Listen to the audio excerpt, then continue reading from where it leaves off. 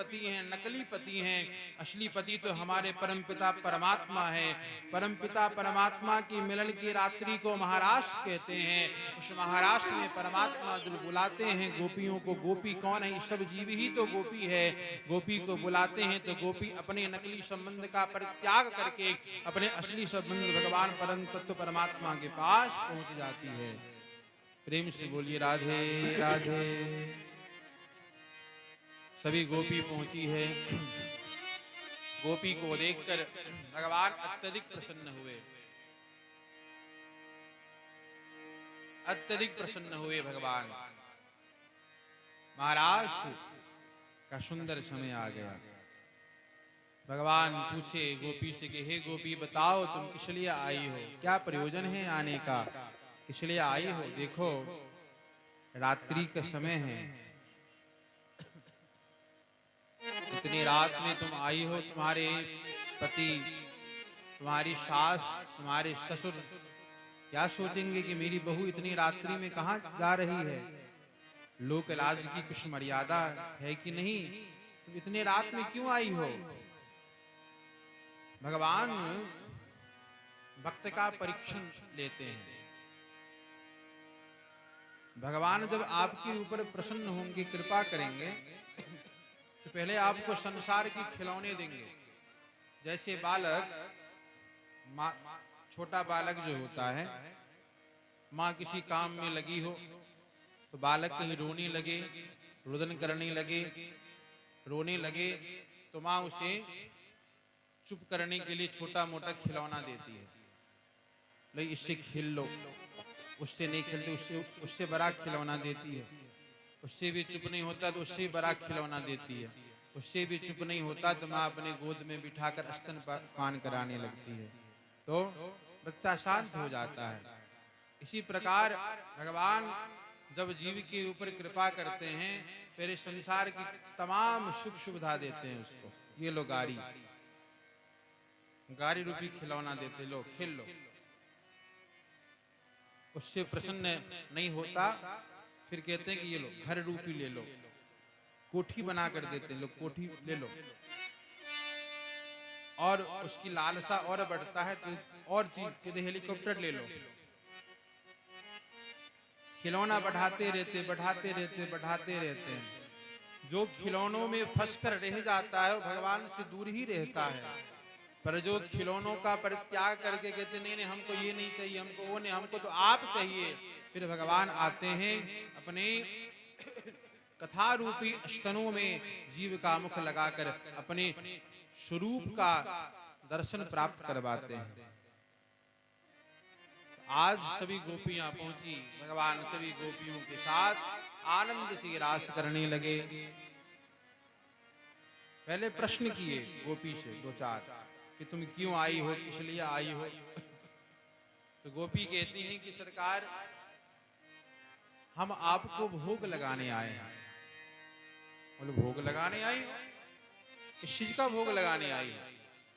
गोपी कहती सरकार मैं आपको भात का भोग लगाने आई हूं।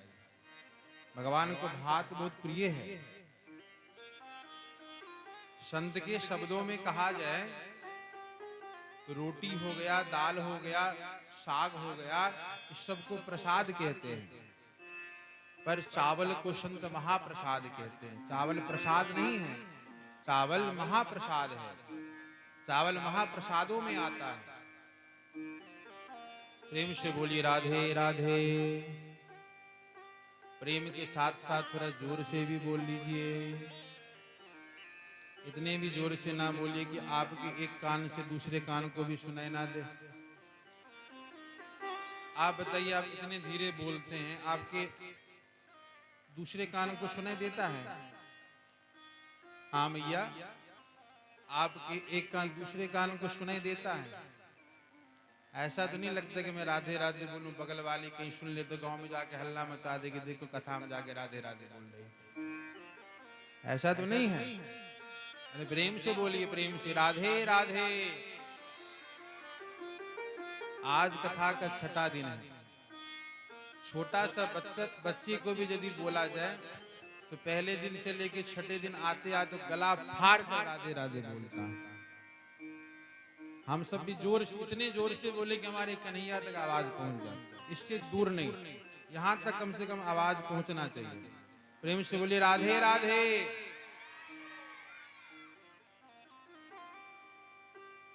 बोले वृंदावन बिहारी लाल की। गोपी कहती सरकार मैं आपको भात का भोग लगाने आई हूं। भगवान गोपी के भाव से अत्यधिक प्रसन्न हुए। अब भगवान गोपियों के साथ महारास करने लगे। निशम्य गीतम तदनंगबरधनम व्रज स्त्रियं कृष्ण गृहीतमानसा आजगमुरन्यो न्यपलक्षितोद्यम शयत्र कांतो जबलोलकुंडला। निशम्य गीतम तदनंगवर्धनम व्रजस्त्रियं कृष्ण गृहीतमानसा। गोपी भगवान के आश्रित है। गोपी भगवान के आश्रित है। जो भगवान के आश्रित रहता है, जो भगवान के भरोसे रहता है, भगवान उसका भरोसा कभी नहीं तोड़ते। ये संसार के लोग आपका भरोसा हो सकता है तोड़ भी दे। आप किसी पर विश्वास करो, हो सकता है कि आपके विश्वास के साथ विश्वासघात करे, पर भगवान कभी भी हमारे साथ विश्वासघात नहीं करते। इसलिए गोपी भगवान के आश्रित है। भगवान रास करने लगे। भगवान सबके साथ रास कर रहे हैं, तो गोपी को लगता है कि भगवान केवल हमारे तरफ ही देख रहे हैं। दूसरे गोपी को लगता है कि इनके तरफ देख रहे हैं, मेरी तरफ नहीं देख रहे हैं, मेरी तरफ नहीं देख रहे हैं। तीसरे गोपी को लगता है कि इनकी तरफ देख रहे हैं, मेरी तरफ नहीं देख रहे हैं। भगवान को लगा कि गोपी निराश हो रही है, तो भगवान ने जितनी गोपियां थी भगवान ने अपना उतना रूप बना लिया। जैसे आप सैलून में जाओ, बहुत सारे शीशे लगे होते हैं, उस शीशे के सामने खड़े रहोगे तो आपके सामने हजारों शीशा नजर आएगा, आपके हजार प्रतिबिंब नजर आएंगे। आप एक ही हो पर आपको देखने में हजार प्रतीत होगा। इसी प्रकार भगवान तो एक हैं, भगवान ने एक से अपना अनेक रूप प्रकट कर दिया। वहां पर जितनी गोपियां थी भगवान अपना उतना रूप बना लिए और गोपियों के साथ महारास करने लगे। गोपियों के मन में एक मान का जन्म हुआ। गोपियों को लगा जिसके इशारे पर पूरा संसार नाचता है, आज वो परमात्मा हमारे इशारे पर नाच रहा है। गोपियों के मन में ये मान हुआ। कहते हैं जहां पर मान है, जहां पर खुद का मान है कि मैं हूं, मैं, वहां भगवान नहीं है। भगवान प्रेम में है। ओ राम ही केवल प्रेम प्यारा,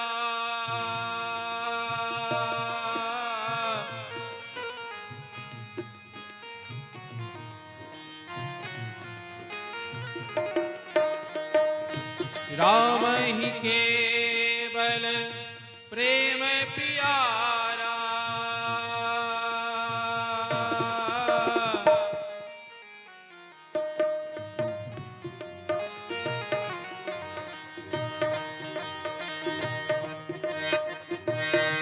राम सिया राम जय जय राम सिया राम जय जय राम। ओ राम ही केवल प्रेम प्यारा,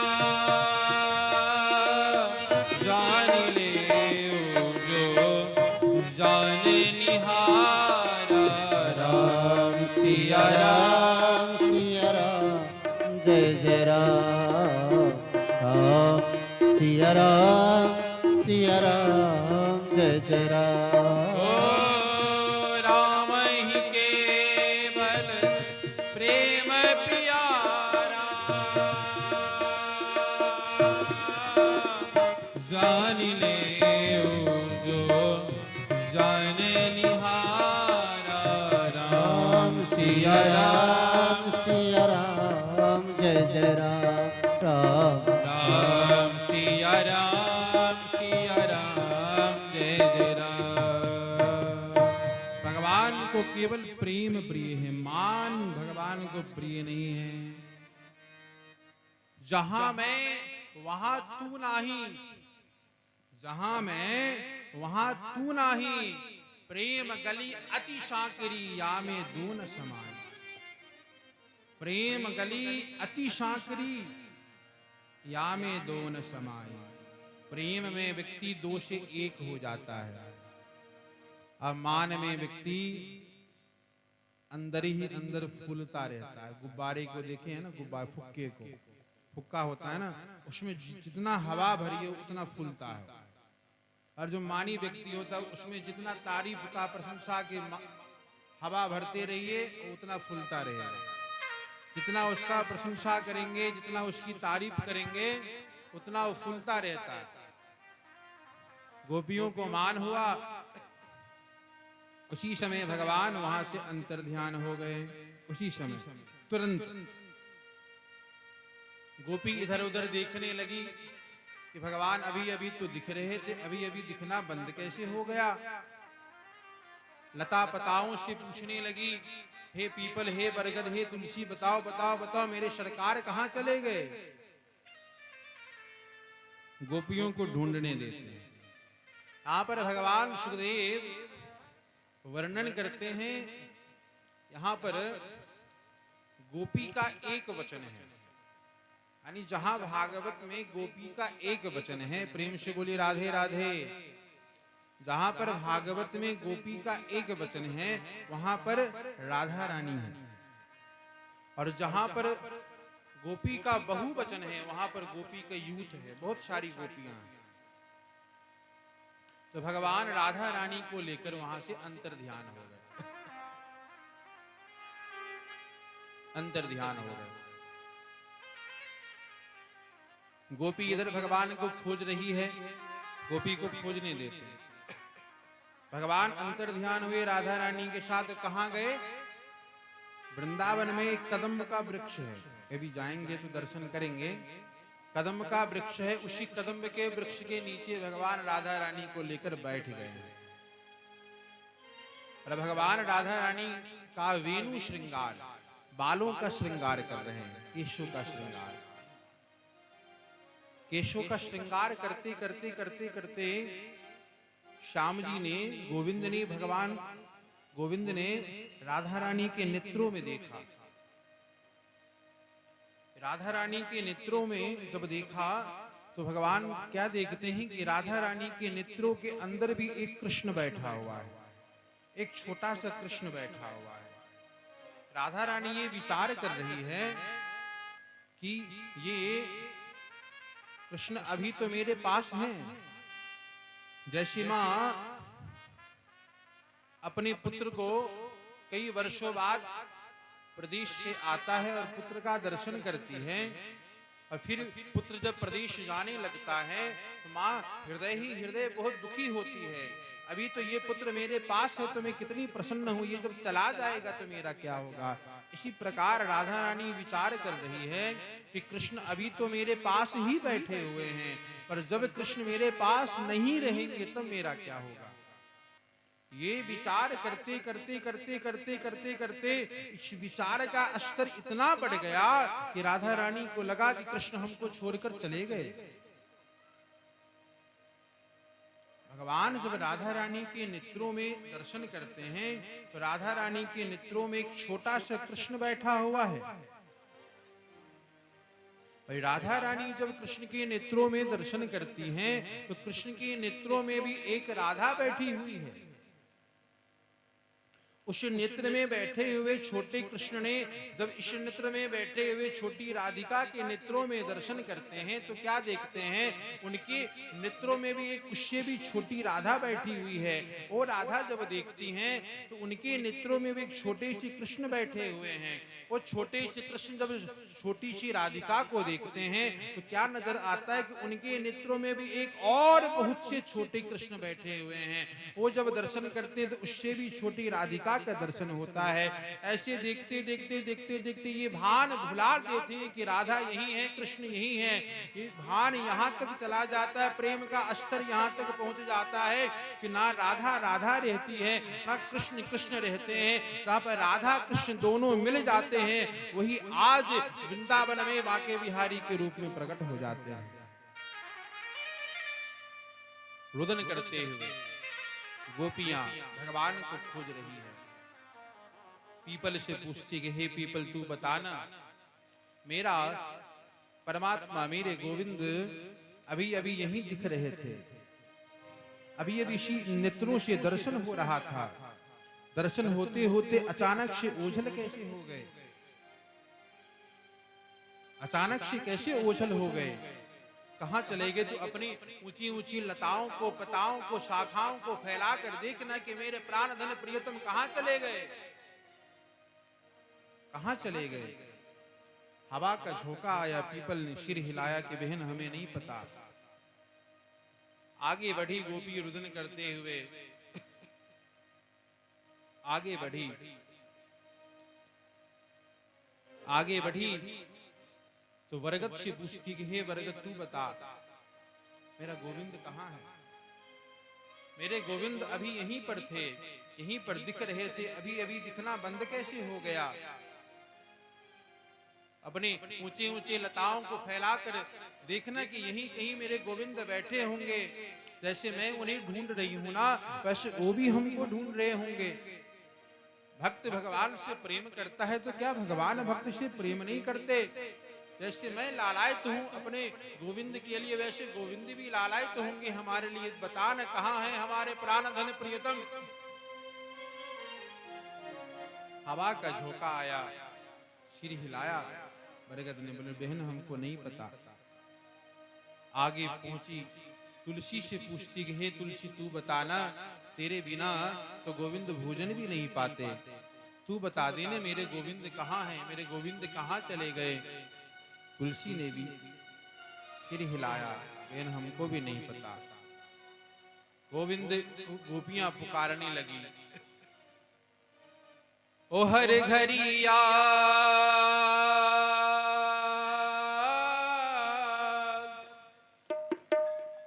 हर घड़ी याद तेरी आए सौतन बनके। ओ हर घड़ी याद तेरी आए सौतन बनके। मैं फिरूं श्याम तेरे नाम की, मैं फिरूं श्याम तेरे नाम की जोगन बनके। मैं फिरूं श्याम तेरे नाम की जोगन बनके। हर घड़ी याद तेरी आए सौतन बनके। हर घड़ी याद तेरी आए सौतन बनके। मैं फिरूं श्याम तेरे नाम की जोगन बनके। मैं फिरूं श्याम तेरे नाम की जोगन बनके। हर घड़ी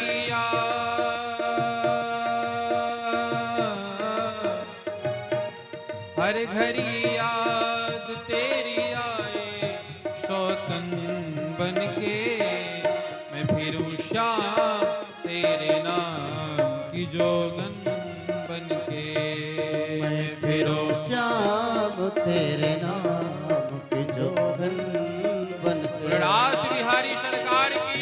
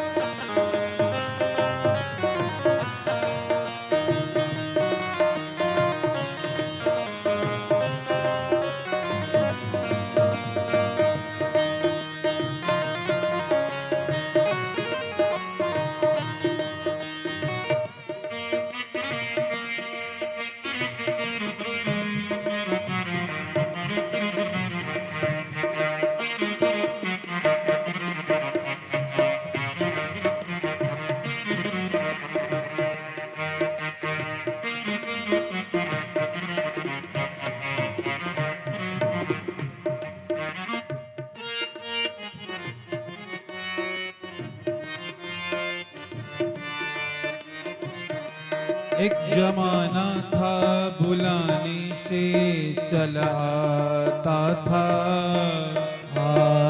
एक जमाना था बुलाने से चला आता था। मुझको कन कन में तेरा चेहरा नजर आता था। मुझको कर कण में तेरा चेहरा नजर आता था। एक जमाना था बुलाने से चला आता था। बुलाने से चला आता था। मुझको कन कन में तेरा चेहरा नजर आता था। मुझको कण कण में तेरा चेहरा नजर आता था। टूट गई मैं तो तेरे चेहरे का दर्पण बन के। टूट गई मैं तो तेरे चेहरे की दर्पण बन के। टूट गई मैं तो तेरे चेहरे का दर्पण बन के। टूट गई मैं तेरे चेहरे का दर्पण बन के। मैं फिरूं श्याम तेरे नाम की जोगन बन के। मैं फिरूं श्याम तेरे नाम की जोगन बन के। हर घड़ी याद तेरी आए शौतन बन के। हर घड़ी याद तेरी आए सौतन बन के। मैं फिरूं श्याम तेरे नाम की जोगन बन के।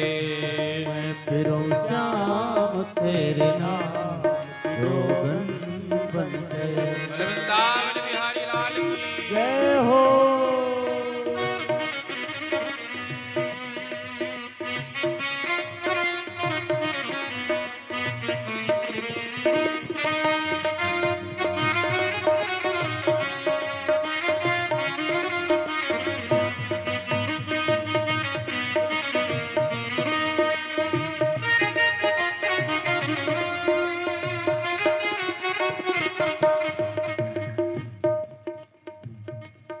गोपी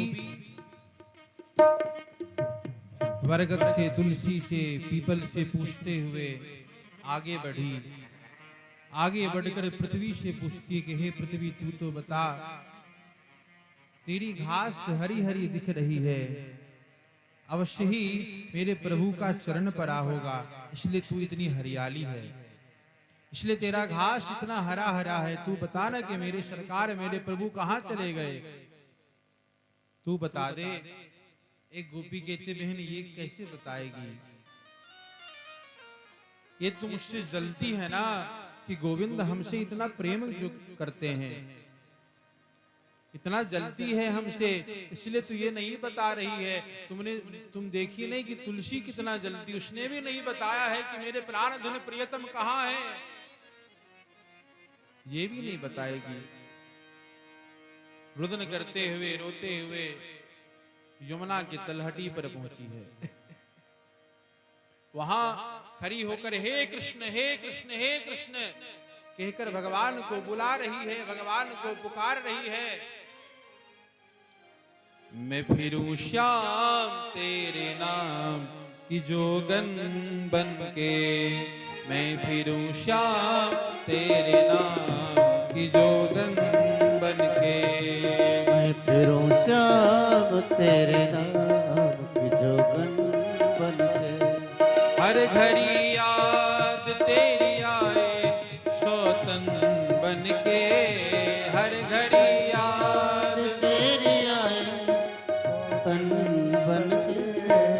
मैं फिरूं श्याम तेरे नाम की जोगन बन के। फिरूं श्याम तेरे नाम की जोगन। बोलो रास बिहारी सरकार की जय हो।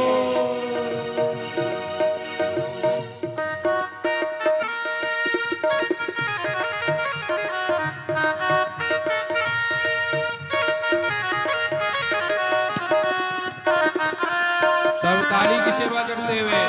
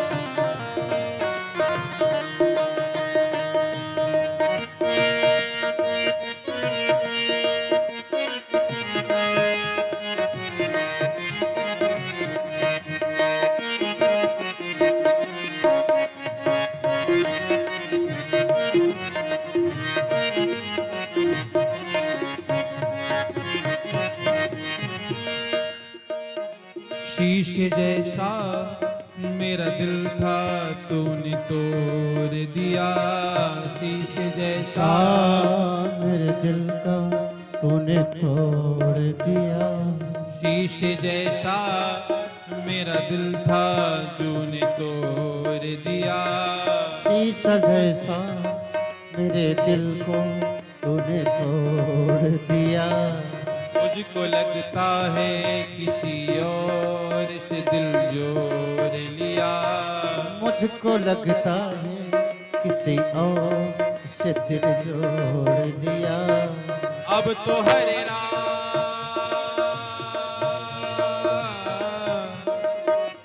अब तो हरे राम मुझे डसती है नागिन बनके।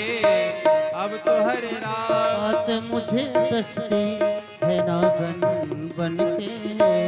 मैं फिरूं श्याम तेरे नाम की जोगन बनके।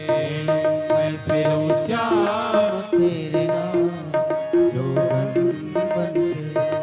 हर घड़ी याद तेरी आए शौतन बनके। हर घड़ी घड़ी याद तेरी आए सौतन बनके। मैं फिरूं श्याम तेरे नाम की जोगन बनके। मैं फिरूं श्याम तेरे नाम जोगन बनके। बोलो दास बिहारी सरकार की जय हो। अरे भाव से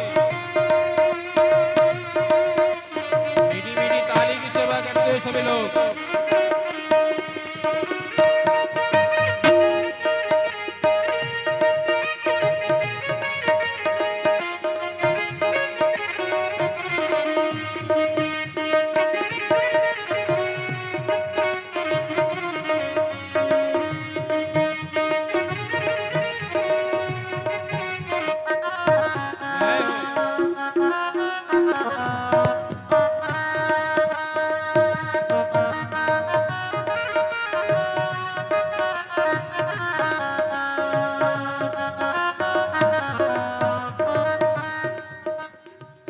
हम आपको कहते हैं भैया माइक आवाज बढ़ाइएगा। हम आप सबको कहते हैं कि ताली बजाओ, कहते हैं ना ताली बजाओ। क्यों कहते हैं ताली बजाओ? ताली बजाने का क्या प्रयोजन है? इसका प्रमुख, वैसे तो बहुत सारा है, पर दो प्रमुख प्रयोजन है विशेष। एक, आप ताली बजाओगे तो आपके आसपास जो मच्छर बैठे रहेंगे वो भाग जाएंगे, पहला प्रयोजन। दूसरा प्रयोजन है, आप जो हाथ ऐसे करके बजाते हो तो कथा जब सुनता है व्यक्ति, जब कथा सुनता है, जब पुण्य बढ़ता है, जैसे कि मच्छर से बचना हो तो मोटिंग जलाते हैं ना, अगरबत्ती जलाते हैं, तो मच्छर उस अगरबत्ती की सुगंध से परेशान होकर या बेहोश होकर गिर पड़ता है या मर जाता है। इसी प्रकार कथा क्या है?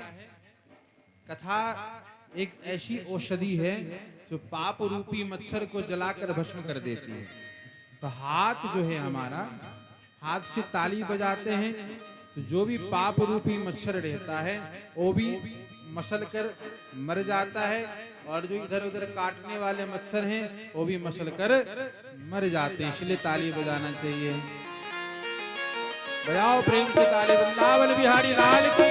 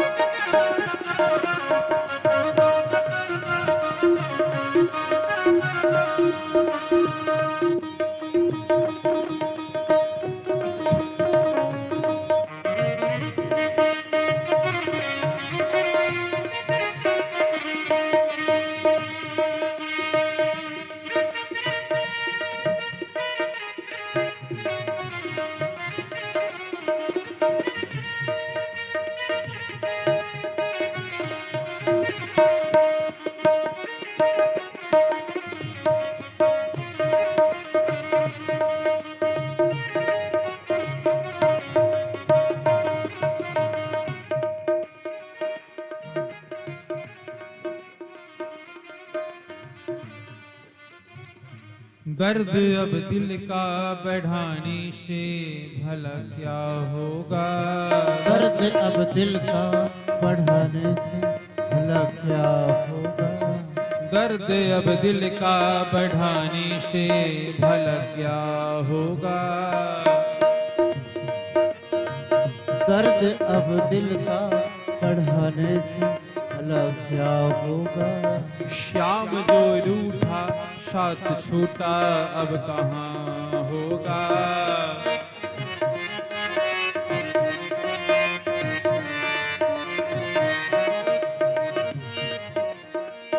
श्याम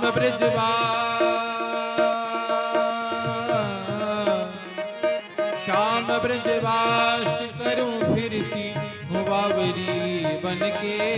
श्याम ब्रजवास करूं बनके। मैं फिरूं श्याम तेरे नाम की जोगन बनके। मैं फिरूं श्याम तेरे नाम की जोगन बनके। हर घड़ी याद तेरी आए सौतन बनके। हर घड़ी याद तेरी आए सौतन बनके। मैं फिरूं श्याम तेरे नाम की जोगन बनके। मैं फिरूं श्याम तेरे नाम जोगन बनके।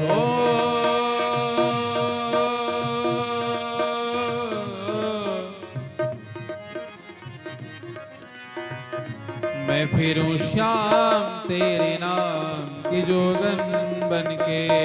मैं फिरूं श्याम तेरे नाम बनके। मैं फिरूं श्याम तेरे नाम जोगन बन। बोल वृंदावन बिहारी लाल की जय हो। गोपी खूब भगवान को खोजी ढूंढी, भगवान नहीं आए, नहीं मिले। अब गोपी कहती है सरकार, अब यदि आप नहीं आए, हमारा जीवन आपके लिए है। यदि आप ही नहीं हो जीवन में तो ये जीवन किस काम का। यदि अब भी आप नहीं आए तो मैं यमुना में कूद कर अपने प्राणों का परित्याग कर दूंगी। फिर जब मेरा प्राण छूट जाएगा तो आत्मा तत्व के रूप में आप हमको स्वीकार अवश्य ही करेंगे। फिर आपको हमको स्वीकार करना ही पड़ेगा। अभी ना आप हमको छोड़कर चले गए, फिर आपको आना ही पड़ेगा। एक गोपी कहती हैं कि बहन चलो ना, हम वैसी लीला करते हैं जैसे हमारे कृष्ण ने ब्रज में किया। हम वैसी लीला करेंगे ना। तो जब किसी लीला में कोई गलती होगा तो आकर रोकेंगे, टोकेंगे, तब तो आना पड़ेगा ना उनको। तो एक गोपी पूतना बन गई, एक गोपी कृष्ण बन गई। कृष्ण बनी गोपी ने पूतना बनी गोपी को मार दिया। सब जोर से बोले जय हो जय हो जय हो, हमारे कन्हैया ने पूतना को मार दिया। ऐसे करते करते लीला कहां तक पहुंचा? दामोदर लीला तक। दामोदर लीला तक, क्योंकि दामोदर लीला में माता यशोदा ने कन्हैया को उखल में बांधा था, माता यशोदा ने। पर सब कहते हैं राधा दामोदर, भगवान का नाम है राधा दामोदर, पर भगवान को बांधा किसने था? माता यशोदा ने बांधा था। कहना चाहिए यशोदा दामोदर, तो कहते हैं राधा दामोदर। क्यों? क्योंकि मानो बांधने वाला हाथ माता यशोदा का था, पर वो जो रस्सी है ना बरसाने से राधा रानी ने भेजी थी, उसी रस्सी से गोविंद बंधे थे। क्योंकि गोपी भगवान का लीला का नकल कर रही है, इसी बहाने भगवान हमारे सामने प्रकट हो जाएं। ऐसे करते करते दामोदर लीला तक बात पहुंची। दामोदर लीला में यशोदा मैया ने भगवान को बांधा है, तो जो प्रियतमा है, जो पत्नी है, वो माता नहीं बन सकती। जो माता है वो पत्नी नहीं बन सकती। जैसे टंकी तो एक ही है, टंकी एक ही है, उसका कनेक्शन बाथरूम में भी है, रसोई में भी है, मंदिर में भी है। जल का प्रवाह एक ही है, जल एक ही जगह से आ रहा है। वही बाथरूम की टोटी में आता है तो हम उसको छूकर हाथ को अशुद्ध मान लेते हैं, रसोई की टोटी में आता है तो उसी जल को छूकर शुद्ध मान लेते हैं, मंदिर की टोटी में आता है तो उसी जल से ठाकुर की सेवा करते हैं। जल का कनेक्शन अलग अलग है, पर जल तो एक ही है, जल तो एक ही है। इसी प्रकार संबंध भगवान से है, माता यशोदा का भी संबंध भगवान से, गोपी का भी संबंध भगवान से है, पर संबंध में थोड़ा भेद है। भेद इस प्रकार, ऐसी बाथरूम की टोटी से हाथ धोगे तो हाथ अशुद्ध हो जाएगा, रसोई की टोटी से धोगे तो हाथ शुद्ध हो जाएगा। इसी प्रकार जो पत्नी बनी है माता नहीं बन सकती, जो माता बनी है पत्नी नहीं बन सकती। उस समय माता पूर्णमासी ने आकर इस लीला को पूर्ण किया। यमुना जी की तलहटी पर बैठी हैं गोपी और गोविंद को पुकार रही है। वही स्थान है यमुना की तलहटी। देखिए स्थान का बड़ा महत्व होता है प्रधान जी। दंता केशा नखा नरा, ध्यान दीजिएगा। दांत मुंह में लगा है तो बड़ा शोभनीय है। इस दांत को साफ करने के लिए पता नहीं सुबह सुबह आधा घंटा खराब हो जाता है। मुंह में लगा है दांत तो बहुत अच्छा लग रहा है, पर यही दांत यदि टूटकर पृथ्वी पर गिर जाएगा तो बड़ा घृणा करने लगेंगे। हटा हटा उसको, छुएंगे भी नहीं, क्योंकि अपने स्थान से च्युत हो गया हो, इसलिए उसका कोई शोभा नहीं है। दंता केशा, कपार में केश है, ये केश लगा हुआ है तो बहुत अच्छा लग रहा है। इस केश को श्रृंगारने में, बनाने में कितना समय चला जाता है, पर यही केश जब टूटकर कटकर पृथ्वी पर गिरता है तो किसी काम का रहता है? किसी काम का रहता, किसी काम का नहीं रहता। नखा, ये नाखून, ये नाखून हाथ में है तो बहुत शोभा, बहुत अच्छा लग रहा है। ये हाथ से टूटकर नीचे गिरेगा, इस हाथ में तो कितना शोभा दे रहा है। कई लोग तो नाखून को बिल्कुल चाकू और हथियार की तरह बढ़ाकर रखते हैं। नाखून जो कई कई का देखिएगा, नाखून इतना लंबा लंबा रहता है किसी चाकू की आवश्यकता ही ना पड़े, किसी को दो चार हाथ मार दे तो राम राम राम हो जाए उसका। हाथ में नाखून है तो श्रृंगार करने में कितना समय लगता है, उसको संवारने में। कहीं थोड़ा कलर इधर उधर हो गया तो फिर दोबारा उसको साफ करो, दोबारा लगाओ, कितना समय चला जाता है। वही टूट कर यदि पृथ्वी पर गिर पड़े तो कोई शोभा है उसका? कोई शोभा नहीं है।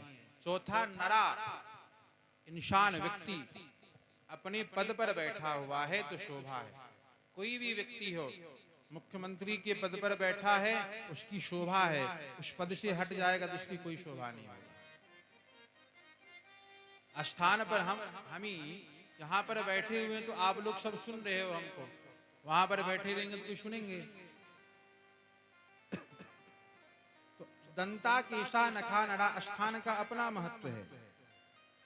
तो गोपी पुकारी गोविंद को, गोविंद नहीं आए, अंत दो गत्वा गोपी बोली सरकार यदि अब भी आप नहीं आए तो शरीर का हम परित्याग कर देंगे। उस समय गोपी ने एक बड़ा सुंदर गीत गाया, भागवत का बहुत सुंदर गीत है। इस गीत का नाम है गोपी गीत।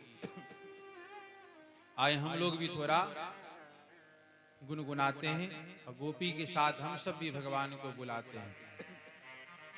जयति तेऽधिकम्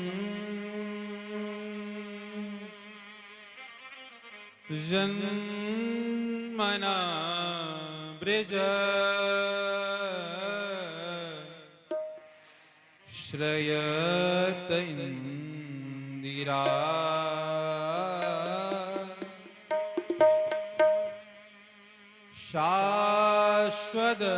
शाश्वतत्रयी जयति ते स्थिता दीक्षिता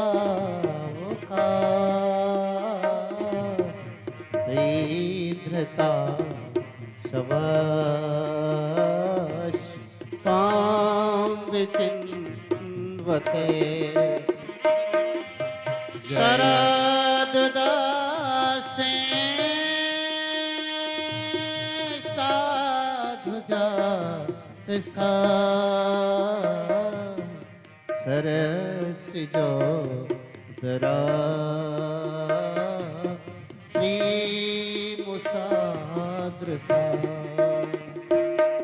गोपी कहती है, हे प्रभु जयति तेधिकम जनमना व्रज, इस वृंदावन का शोभा पहले भी था, आपके जन्म से पहले भी, आपके आने से पहले भी, पर जब से आप अवतरित हुए हो ना, जब से आप वृंदावन आए हो ना, तो जयति तेधिकम जनमना व्रज, तब से आपका जन्म व्रज में हुआ है। जयति तेधिकम जनमना व्रज श्रयत इंदिरा शाश्वतत्रयी, तब से इस इंद्रियों को आपके दर्शन से तृप्ति प्राप्त होने लगा। ये इंद्रियां आपके जन्म लेने से पहले इधर उधर भटकती थी, पर जब से आपका दर्शन इस ब्रज में होने लगा तब से ये इंद्रियों को तृप्ति प्राप्त होने लगा है। शरद उदाशय साधु जात सत, आपके जन्म लेने का वृंदावन वासियों को, व्रजवासियों को कितना लाभ है। आपका भी दर्शन प्राप्त हो रहा है, साथ में आपका दर्शन करने जो साधु संत ब्राह्मण आते हैं, भक्त आते हैं, उनका भी दर्शन हम सबको प्राप्त हो रहा है। शरदनाथ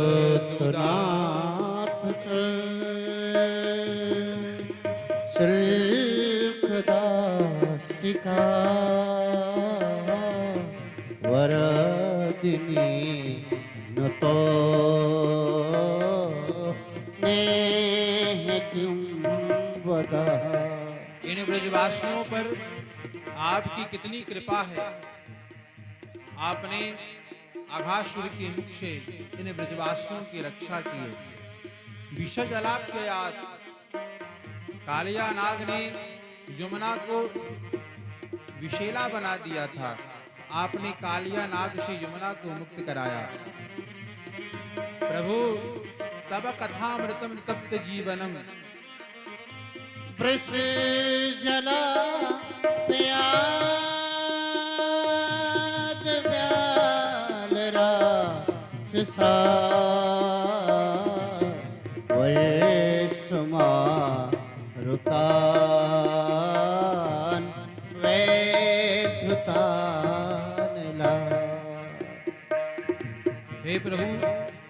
सरकार, अब आप बोलोगे कि अभी तो तुम्हें मेरा दर्शन नहीं हो रहा है, फिर कैसे जीवित हो?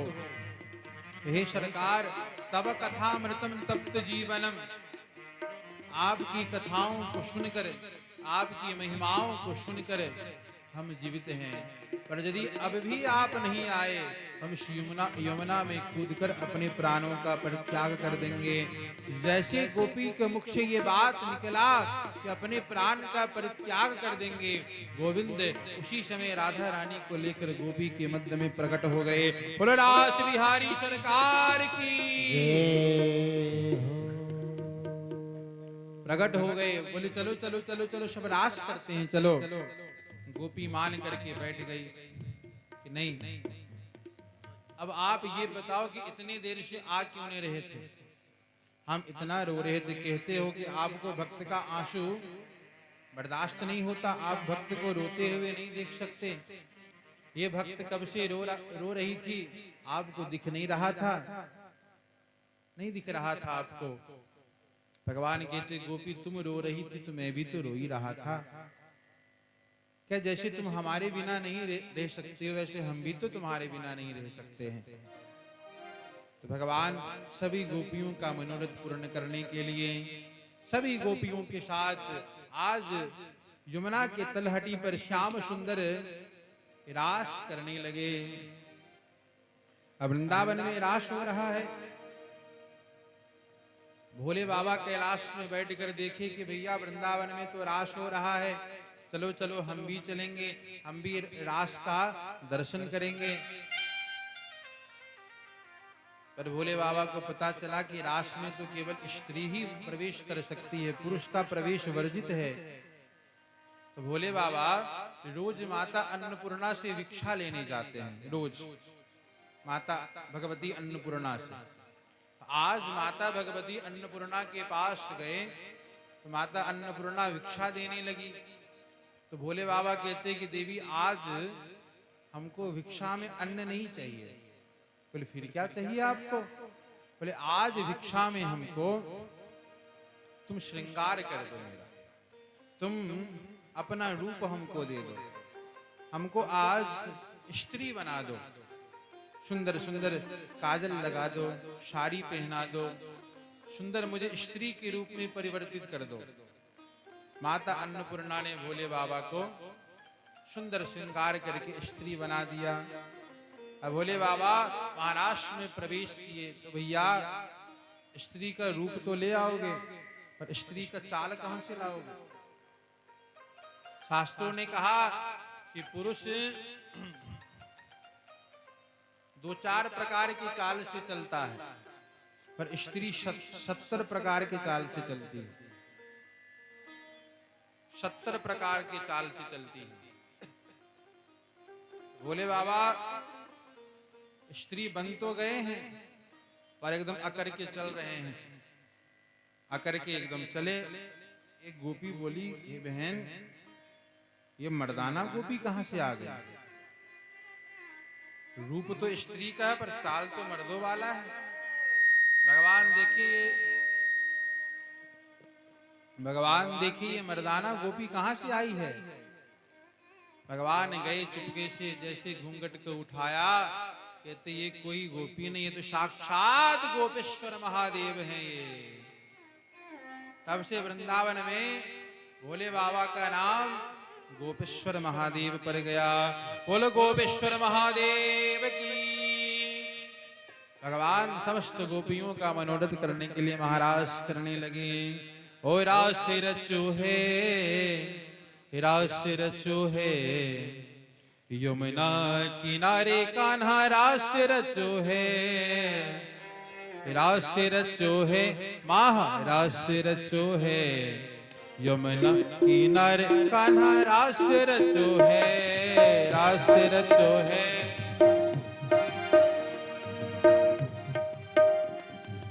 रास रचो है, यमुना किनारे महारास रचो है, रास रचो है। ताली की सेवा करते सभी लोग बड़े भाव से। हम लोग भी भगवान के साथ, भोले बाबा के साथ रास में चले। वृंदावन के रास में किसको किसको जाना है? कौन कौन जाना चाहता है वृंदावन के रास में? हाथ उठाओ। कौन कौन जाना चाहता है वृंदावन के रास में? सब जाना चाहते हैं ना? तो मीठी मीठी ताली की सेवा करते हुए, ओ रास से रचो है, रास से रचो है, यमुना किनारे कान्हा रास से रचो है, रास से रचो है, रास रचो है, यमुना किनारे कहाँ रास रचो है, रास से रचो है, महारास से रचो है, रास से रचो है।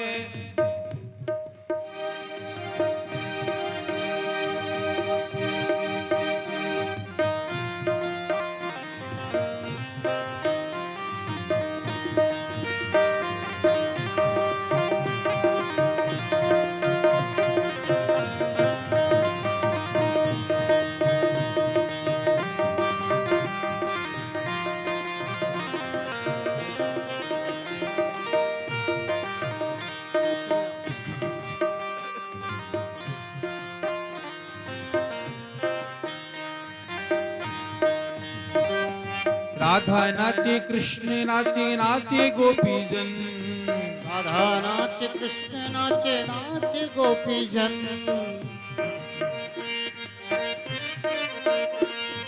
मन मेरो बन गए सखीरे पावन वृंदावन, मन मेरो बन गए सखीरे पावन वृंदावन। रास से रचो है, रास से रचो है, यमुना किनारे कान्हा रास से रचो है, रास रचो है, रास रचो है, यमुना किनारे कान्हा रास रचो। बोलो रास बिहारी सरकार की।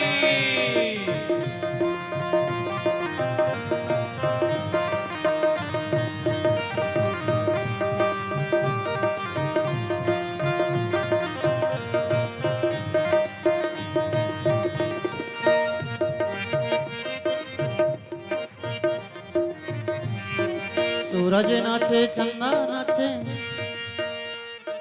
सूरज नाचे चंदा नाचे, नाचे देवगण, मन मेरो बन गयो सखीरी पावन वृंदावन।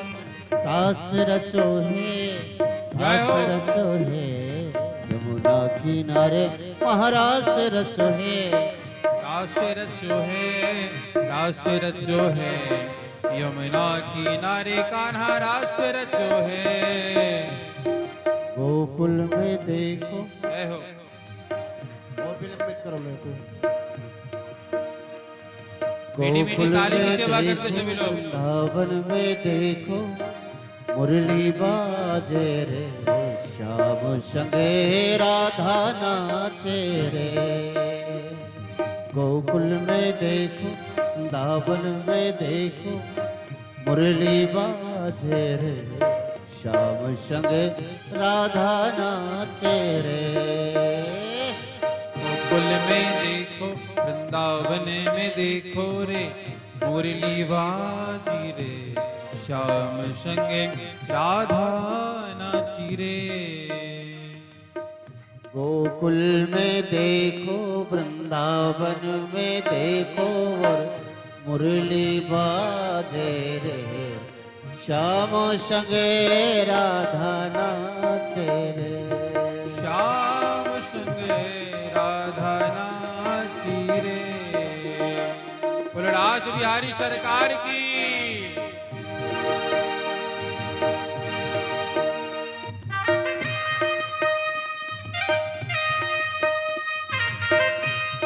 मीठी मीठी ताली की सेवा करते सभी लोग।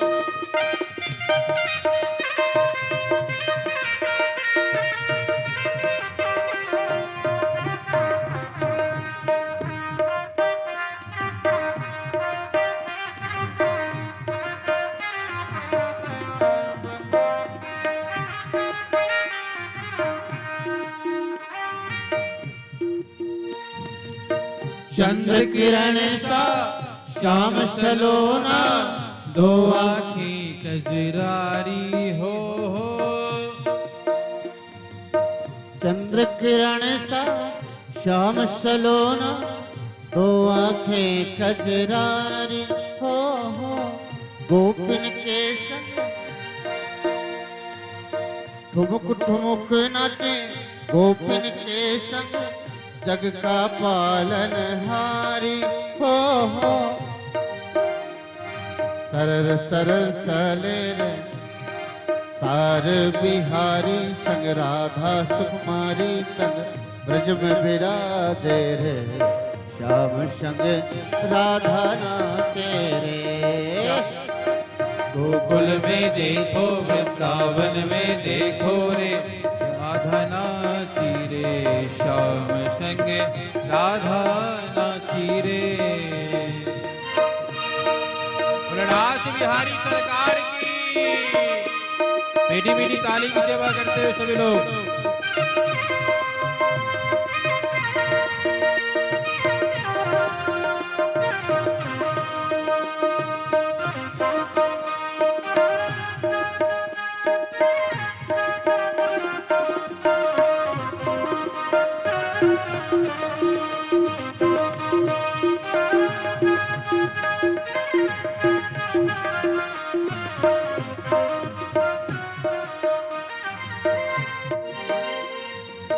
छम छम नाचे राधा रानी, सुन के मीठी मुरलिया हो। छम छम नाचे राधा रानी, सुन के मीठी मुरलिया हो।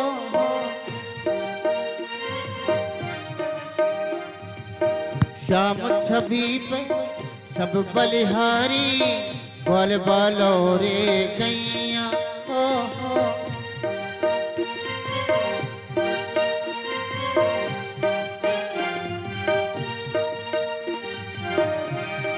सरल सरल चारे रे मधुरपुर वैया रे, मेघा गाजे रे।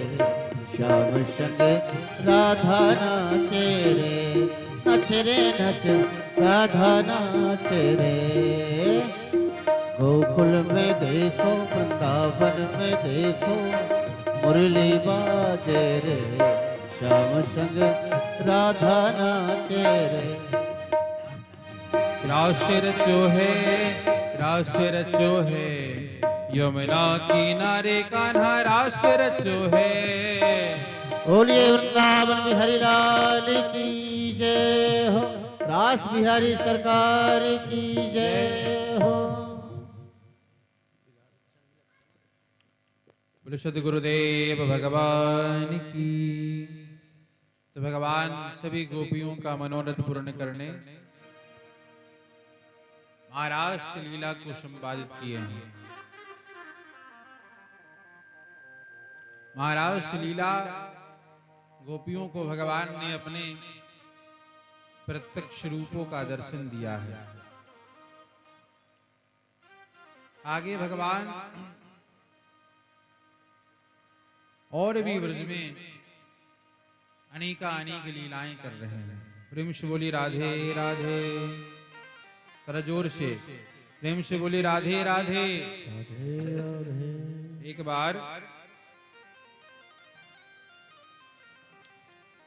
एक ब्राह्मण के दो पुत्र थे। उन्होंने सोचा कि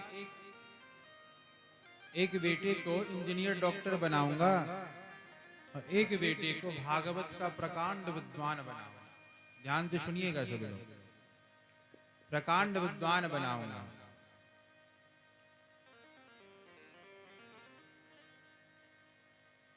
तो अपने छोटे बेटे को उन्होंने काशी भेजा पढ़ने के लिए। बोले राधे राधे। बोले वृंदावन बिहारी लाल की। उन्होंने छोटे बेटे को कहां भेजा? काशी पढ़ने के लिए। कुछ समय के बाद पुत्र पढ़ लिखकर अच्छा विद्वान बन गया। अच्छा विद्वान बन गया। विद्वान बनने के बाद सोचा कि अपने गांव जाऊं। अपने गांव जाऊं। गांव जाकर सबसे पहले अपने पिताजी को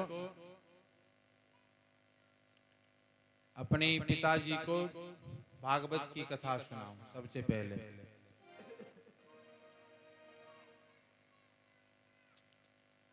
रास्ते से आ रहे थे तो पहले के समय में साधु जो वस्त्र धारण करते थे बाबा, तो बनियान पहनते थे, बनियान। उसी बनियान में जेब होता था, अंदर से जेब होता था। उन्होंने क्या किया, निकले वहां से, तो ट्रेन से यात्रा करना था, तो टिकट खरीदे, टिकट खरीद के अपने जेब में रख लिए। उसी जेब में रखने के बाद ट्रेन में बैठे, ट्रेन में बैठ के यात्रा प्रारंभ हुई।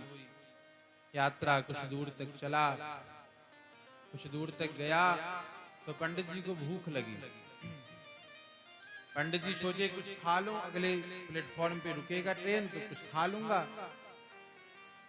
पंडित जी बैठे थे अपनी सीट पर, इतने में एक जेब कतरा आया। जेब कतरा आकर पंडित जी का जेब काट लिया। पंडित जी को खबर भी नहीं लगी। आप प्लेटफॉर्म आया तो प्लेटफॉर्म से उतरे, उतर कर बोले फल वाले को, भैया सात्विक ब्राह्मण हूं और तो कुछ खाता नहीं हूं, तो फल है तुम्हारे पास तो 1 दर्जन केला दे दो। फल वाला केला दिया। पंडित जी जैसे जेब में हाथ डाले, इधर से हाथ डाले तो उधर से हाथ निकल गया। अरे भैया ये तो जेब कट गया, अब क्या होगा, अब कहां जाऊंगा, अब क्या होगा। जेब कट गया तो पंडित जी फल वाले को बोले कि भैया एक काम करो, अपना फल आप अपने पास ही रखो, क्योंकि मेरा जेब कट गया, मेरे जेब में जो पैसा तो सब जेब कतरा लेकर चला गया, चोट लेकर चला गया। अब मेरे पास पैसा बचा नहीं कि मैं तुम्हें दूंगा, अब मेरे पास पैसा बचा नहीं कि मैं तुम्हें दूंगा, इसलिए आप अपना फल अपने पास रखो। ये बोलकर पंडित जी पुनः ट्रेन में बैठे। एक माला दी।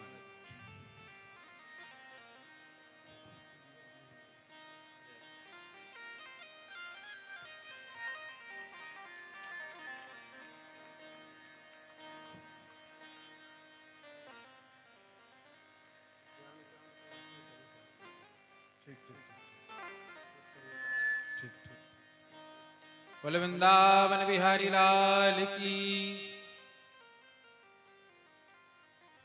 सांवरे सरकार की जय हो।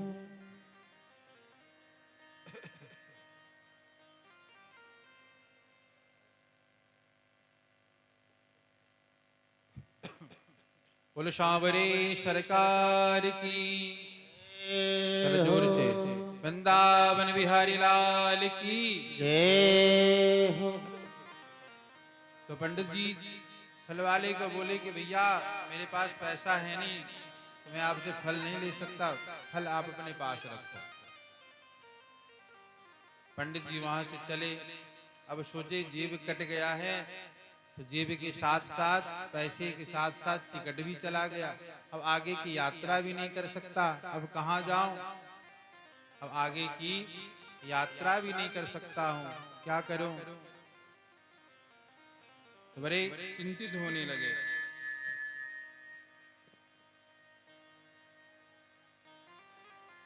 बड़े चिंतित हुए कि अब क्या करें। तो याद आया, मुख में हो राम नाम, नाम सेवा हाथ में, तू अकेला नहीं प्यारे, राम जी तेरे साथ में। याद आया, मुख में हो राम नाम, नाम सेवा हाथ में, मुंह में भगवान का नाम है, हाथ में माला है। तू अकेला नहीं प्यारे, नाम तेरे साथ में। मैं अकेला थोड़े हूं, राम जी मेरे साथ हैं। अच्छा भागवत का विद्वान हूं, कहीं जाकर भागवत का पाठ करूंगा, भागवत की कथा सुनाऊंगा, जो दक्षिणा मिलेगा उससे अपने गांव चला जाऊंगा। ये सोचकर उस स्टेशन के बगल से एक रास्ता जा रहा था, उसी रास्ते में चल दिया आगे की तरफ। आगे गए, आगे जाते जाते ऐसा एक गांव मिला। उस गांव के प्रारंभ में ही, शुरुआत में ही एक पंडित जी का मकान था। उन्होंने सोचा कि पंडित जी का मकान है, चलो पंडित जी से बात करते हैं, कोई अपने जजमान से कथा करवा ले तो मेरा भी काम बन जाएगा, मैं भी अपने घर पहुंच जाऊंगा। तो पंडित जी के पास गए,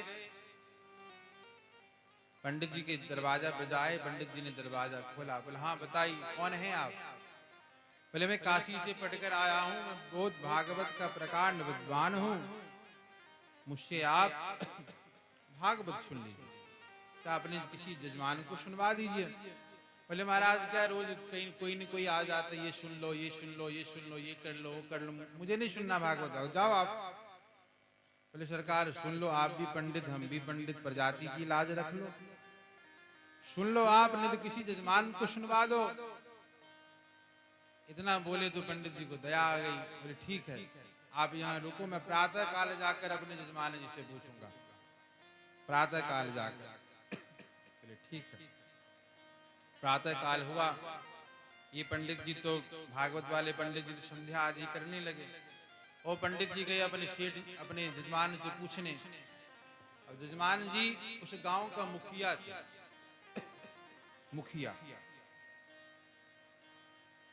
तो मुखिया थे तो पंच बैठा हुआ था, इसी पे चर्चा हो रही थी। पंच के बीच में मुखिया जी बैठे हुए थे। पंडित जी गए, बोले नमस्कार, बोले एक बात करनी है। बोले बोलो। बोले काशी से एक प्रकांड विद्वान आए हैं, वो कह रहे हैं कि जाओ अपने जजमान को बोलो कि हमसे भागवत सुन ले। सुन लीजिए भागवत। बोले क्या पंडित जी रोज नया नया प्रोडक्ट लेकर आ जाते हो, ये ले लो, वो ले लो, ये सुन लो, ये सुन लो, इतना ही फुर्सत है, और भी काम है? इतना ही काम है क्या? अरे महाराज बड़े भोले भाले पंडित जी हैं, देख लीजिए भागवत। विडंबना की बात यह है कि उस गांव में आज तक किसी ने भागवत का नाम भी नहीं सुना था। अब ये बात बोले पंडित जी तो सेठ जी के बगल में, सेठ जी के दो चार छोटे छोटे बच्चे बैठे हुए, वो तो जोर जोर से रोने लगे, और हम तो देखेंगे भागवत, हम तो देखेंगे भागवत, हम तो देखेंगे भागवत। अब सेठ जी बोले मुखिया जी, पंडित जी आपने बेकार में हमारे बच्चे को भी रुला दिया, अब इसे चुप कराओ, जाओ बुला कर लाओ पंडित जी को। गए पंडित जी के पास, पंडित जी संध्या गायत्री कर रहे, तो बोले चलो चलो बात बन गई, बात पक्की हो गई, चलो मुखिया जी तैयार हो गए, चलो दिखाओ भागवत। चलो ठीक है। पहुंचे वहां, अरे शुरू करो भागवत। शुरू करो भागवत, ना कोई मंच है, ना कोई चौकी है, ना कोई आसन है, कहाँ बैठूं, कहाँ पोथी रखूं, कैसे शुरू करूं भागवत। इतने में मुखिया जी को बुलावा आया, उनकी पत्नी बुलाई कि भोजन बन गया, पा लीजिए भोजन। मुखिया जी अंदर चले गए। इतने में मुखिया जी का जो आसन था, सिंहासन, खाली हो गया। अब मुखिया जी का आसन ही थोड़ा विशाल था, सोचे ये ठीक है भागवत के लिए। पंडित जी उसी आसन पे आके विराजमान हो गए, उसी आसन पे बैठ गए। आप पोथी खुली, सब देख रहे हैं कि पोथी खुल रहा है। अब पता नहीं इसमें से क्या प्रकट होगा, क्या दिखेगा।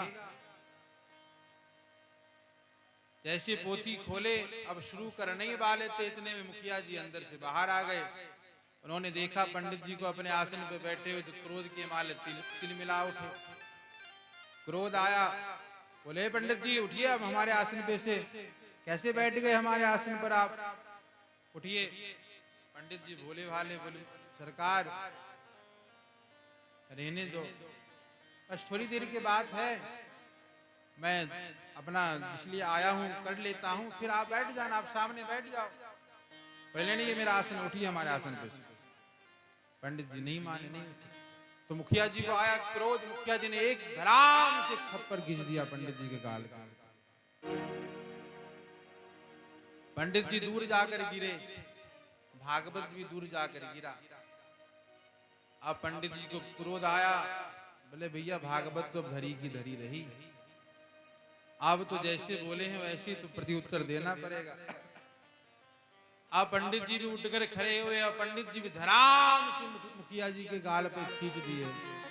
बच्चे सब उठकर खड़े हो गए, शुरू हो गई भागवत, शुरू हो गई भागवत, शुरू हो गई भागवत।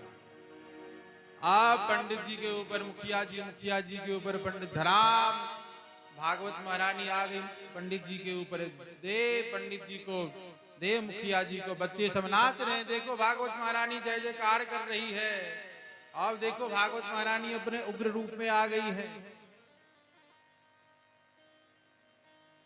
तो ये एक कहने का भाव था कि भैया हम लोग बैठे थोड़ा प्रसन्न होकर, आप लोगों को देखे थोड़ा आप लोग एकदम सुस्ता रहे थे, पर नींद आदि आ रहा था आप लोगों को। बोले वृंदावन बिहारी लाल की। तो महाराज लीला भगवान संपादित किए, पूरा किए। एक दिन कंस के द्वार पर देवर्षि नारद का आगमन हुआ। नारद जी कंस को बोले कि महाराज आपको आपके काल के विषय में पता चला कि नहीं, कि आपका काल कहां पर है? प्रेम से बोली राधे राधे। क्या आपको पता है कि नहीं आपका काल कहां पर है? बोले भैया अभी तक तो पता नहीं चला, जिनको भी भेजा दोबारा वापस लौट कर नहीं आया, पता नहीं कहां है। बोले आपका काल वृंदावन में है, नंद बाबा और माता यशोदा का पुत्र जो कृष्ण है वही आपका काल है। ये देवकी वसुदेव अपने पुत्र को वहां पर भेज दिए, कृष्ण और बलराम जो हैं इन्हीं के पुत्र हैं। जैसे पता चला कि वसुदेव ने हमसे झूठ बोला है, वैसे हाथ में खड्ग लिए आज वसुदेव को नहीं छोड़ूंगा, दौड़ पड़े मारने के लिए वसुदेव जी को। नारद जी ने रोका, भैया जब तक उनके माता पिता यहाँ पर है तब तक ये तो पक्का है, वो आएंगे ही आएंगे यहाँ पर, ओ तो आएंगे ही आएंगे यहाँ पर। आप एक काम करो, अपने मथुरा में एक मेले का आयोजन करो, मेला करो, मेला करने के बाद सबको निमंत्रण दो, वृंदावन में निमंत्रण पत्र भेजो, निमंत्रण पत्र भेजो, सबको बुलाओ। नारद जी की बात समझ में आ गई, मथुरा में मेला का आयोजन किया गया। अक्रूर जी को वृंदावन भेजा गया, वृंदावन गए अक्रूर जी, पहुंचे हैं वृंदावन। कृष्ण और बलराम यदुवंशी जो हैं बंधुओं, भगवान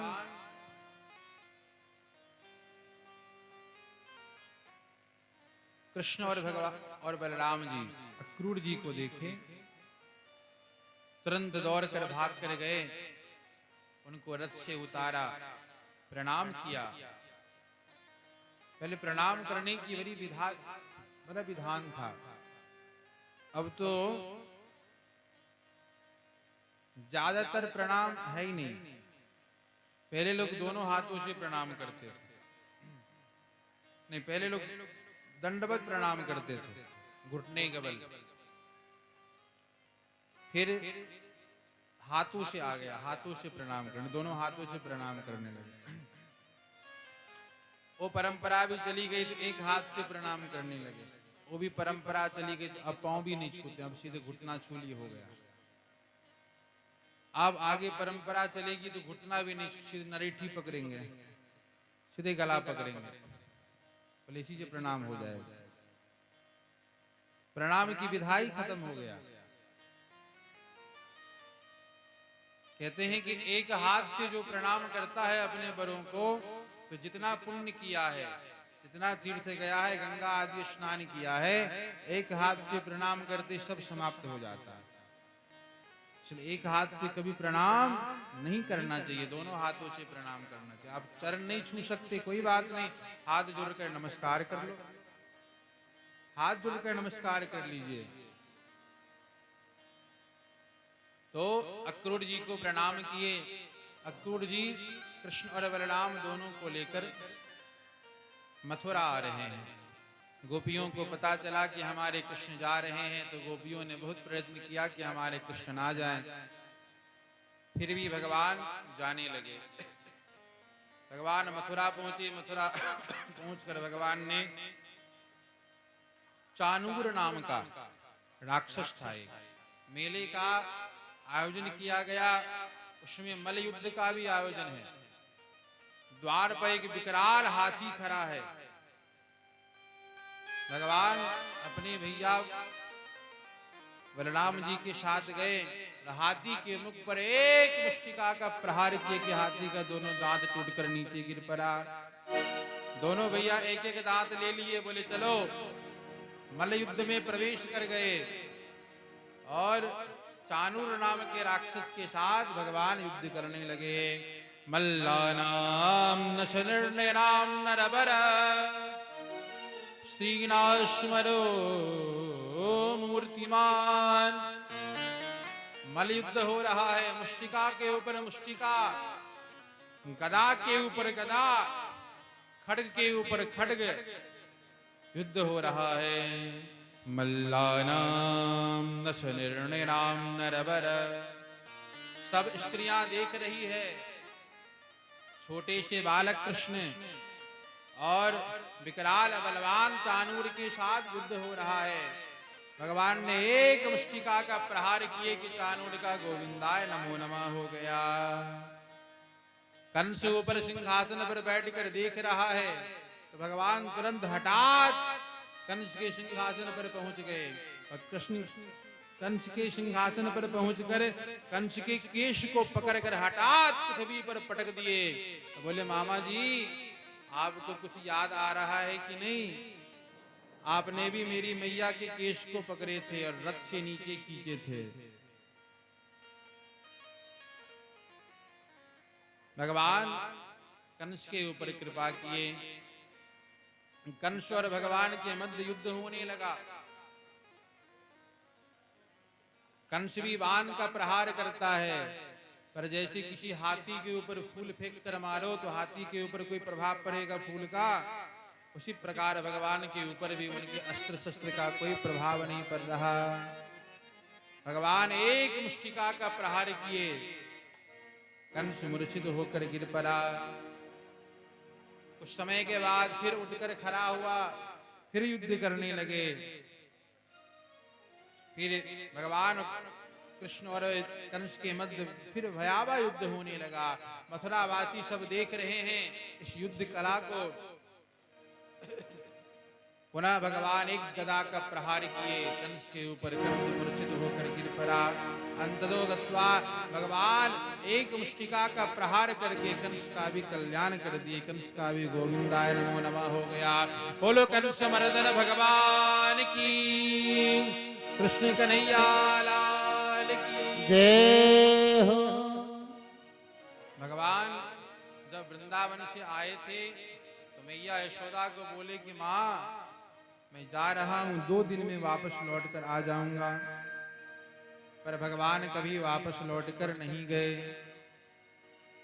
क्यों नहीं गए? क्योंकि भगवान चले जाते तो कंस का ससुर जरासंध भगवान का पक्का वैरी शत्रु है, वो आक्रमण कर देता मथुरा पर। इसलिए भगवान नहीं गए। इसने कहा भगवान नहीं गए कोई बात नहीं, भगवान बुला लेते ब्रजवासियों को। बोले मथुरा और वृंदावन में है 10 किलोमीटर का अंतर, पर मथुरा में कृष्ण और वृंदावन में जो कृष्ण अलग है, अलग है। वृंदावन भगवान का घर है बंधुओं। घर में चाहे जैसे रहो, मथुरा भगवान का राज्य है। जैसे कोई बड़ा अफसर, कोई मंत्री हो, घर में वो साधारण रूप में रहता है। घर में वो साधारण रूप में रहता है, घर में वो कोई मंत्री नहीं है। अब बाहर निकले तो उसे अपनी मर्यादा में रहना पड़ेगा। अपने मर्यादा से विमुख होगा उसका कोई सम्मान नहीं करेगा। यदि मंच पे चढ़कर कुछ बोलना है तो वो बोलना भी मर्यादा में पड़ेगा। कुछ अटपटा शब्द का प्रयोग नहीं कर सकता हो। अटपटा शब्द का प्रयोग करेगा तो उसका प्रभाव कुछ गलत पड़ सकता है। इसी प्रकार भगवान का घर है वृंदावन, वृंदावन घर है, इसलिए भगवान वृंदावन में जैसे मन चाहे वैसे रहते हैं। मथुरा भगवान का राज्य है, वहां भगवान को मर्यादा के साथ रहना पड़ता है।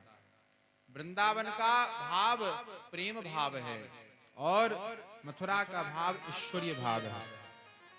मथुरा के भगवान राजा के पुत्र हैं और यहाँ वृंदावन में ग्वाला के पुत्र हैं, इसलिए भगवान ना खुद गए न ब्रजवासियों को बुलाए।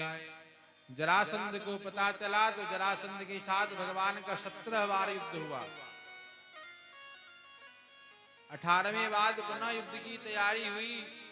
जरासंध ने बहुत सारे ब्राह्मणों को बिठाया कि देखो ब्राह्मण देवताओं, मैं जा रहा हूं युद्ध करने, यदि इस बार युद्ध में मुझे विजय प्राप्त नहीं हुआ तो मैं सबका घर से सिर कलम कर दूंगा, सबको मृत्यु दंड दूंगा। तो भगवान ब्राह्मणों की रक्षा करने के लिए युद्ध भूमि छोड़कर भाग गए। तब से भगवान का एक नाम पड़ा भगौरा, भगौआ भगवान, भगोरे भगवान। भगवान भागकर कहाँ गए? द्वारका गए, द्वारका के राजा बने। बोलो द्वारकाधीश भगवान की। अब आए भगवान के विवाह प्रसंग की ओर चलते हैं। राजा परीक्षित ने भगवान सुखदेव जी से पूछे, आपने भगवान की ऐश्वर्य लीला बताई, आपने भगवान के प्रेम में लीला बताई, अब आप भगवान की विवाहिक लीला बताओ। तो भगवान सुखदेव राजा परीक्षित को सुना रहे हैं। भगवान विष्मक्षुता, विष्मक जी की पुत्री रुक्मणी, विष्मक जी की पुत्री रुक्मणी जो भगवान से अत्यधिक प्रेम करती है। बोल वृंदावन बिहारी लाल की, राधा रानी सरकार की जय हो। जय जय श्री राधे श्याम। ओ राधा रानी की जय, महारानी की जय। ओ राधा रानी की जय, महारानी की जय। ओ राधा रानी की जय, महारानी की जय। राधा रानी की जय, महारानी की जय। राधा रानी की जय, महारानी की जय। राधा रानी की जय, महारानी की जय। राधा रानी की जय, महारानी की जय। राधा रानी की जय, श्यामा प्यारे की जय। राधा रानी की जय, श्यामा प्यारी की जय। राधा रानी की जय, श्यामा प्यारे की जय। राधा रानी की जय, श्यामा प्यारी की जय। बोलो जय जय जय, बोलो जय जय जय, बोलो जय जय जय, बोलो जय जय। काली की सेवा करते हुए राधा रानी की जय, श्यामा प्यारे की जय। राधा रानी की जय, श्यामा प्यारी की जय। राधा रानी की जय, श्यामा प्यारे की जय। राधा रानी की जय, श्यामा प्यारी की जय। राधा रानी की जय, श्यामा प्यारे। राधा रानी की जय, श्यामा प्यारी की बोलो जय। राधा रानी सरकार की। बोलो वृंदावन बिहारी लाल की जय। भगवान विश्वक्षुतां रुक्मणी रुचिराननम् राक्षसेन विधानेन उपयेमम् इति श्रुतम्। भगवान का प्रथम विवाह रुक्मणी जी के साथ हुआ। रुक्मणी जी भगवान से अत्यधिक प्रेम करती है। पर देखिए रुक्मणी जी ने भगवान को कभी देखा नहीं, भगवान को कभी रुक्मणी जी देखी नहीं, केवल भगवान के विषय में सुनी है कि भगवान ऐसे हैं, केवल भगवान के विषय में सुना है कि भगवान ऐसे हैं।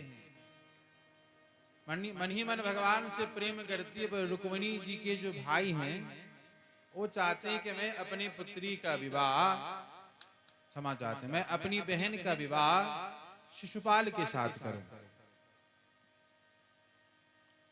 शिशुपाल के साथ विवाह ठीक कर दिए रुक्मणी जी का।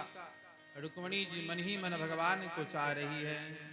अब रुक्मणी जी क्या करे? तो रुक्मणी जी अपने भाभी के पास गई, भाभी को सब अपने हृदय की बात बताई। तो भाभी कहती हैं कि देवी अभी भी विलंब नहीं हुआ है, तुम जो प्रेम करती हो द्वारकाधीश से, ये प्रेम पत्र भेज दो वहां पर, उन्हें भी तो पता चले कि आप उनसे प्रेम करती हो, इससे ये भी पता चल जाएगा कि वो भी आपसे प्रेम करते हैं। रुक्मणी जी ने एक पत्र लिखा, पत्र लिखकर ब्राह्मण को दिया कि ब्राह्मण देवता आप जाइए, ये पत्र द्वारकाधीश को दे दीजिएगा। अब ब्राह्मण देवता भागे दौड़े गए, द्वारका पहुंचे तो भगवान भोजन करने के लिए बैठे हुए हैं, भगवान भोजन कर रहे हैं, भगवान के सामने भोजन की थाल आ गई है। इतने में ब्राह्मण देवता पहुंचे, ब्राह्मण देवता को देखकर भगवान अपने आसन से उठकर खड़े हो गए, ब्राह्मणों को प्रणाम किया, बोले बताएं। जितने में ब्राह्मण कुछ कहते उतने में सबसे पहले प्रभु ब्राह्मण को भोजन कराए हैं, अपने आसन पर बिठाकर सुंदर पकवान पवाए हैं। भोजन हो गया ब्राह्मण का, तब पूछे कि ब्राह्मण देवता बताइए किस प्रयोजन से आना हुआ, कैसे आप यहाँ पर आए, क्या प्रयोजन था यहाँ पे आने का?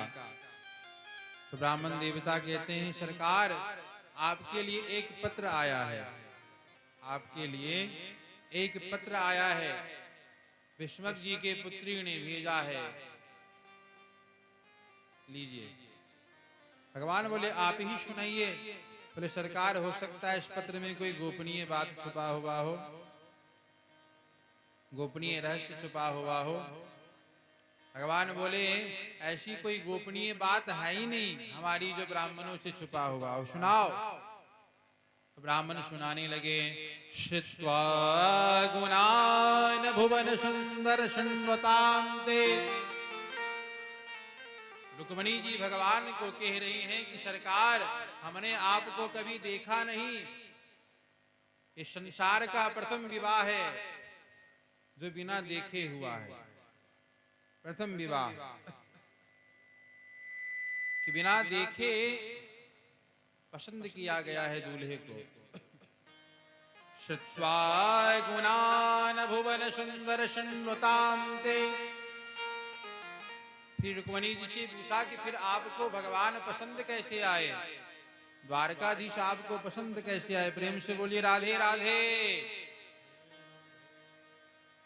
रुक्मणी जी कहती श्रुत्वा हमने इनकी महिमा संतोष से सुनी,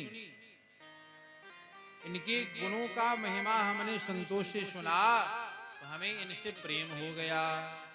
सरकार हम आपसे विवाह करना चाहते हैं और हमारा विवाह हमारे भैया ने शिशुपाल के साथ नियुक्त कर दिया है। कहीं सिंह के आहार को कोई शियार लेकर जाए तो शोभा होगा, यदि आप नहीं आए तो हम अपने प्राणों का परित्याग कर देंगे। भगवान बोले तुरंत रथ पर बैठो। तुरंत ब्राह्मण को रथ पर बिठाए, तुरंत रथ को हाके। इतने तीव्र गति से भगवान जा रहे हैं, बलराम जी को पता चला कि कन्हैया कहाँ गए हैं। तो किसी ने कहा कि भीष्मक जी के राज्य से एक ब्राह्मण देवता आए थे।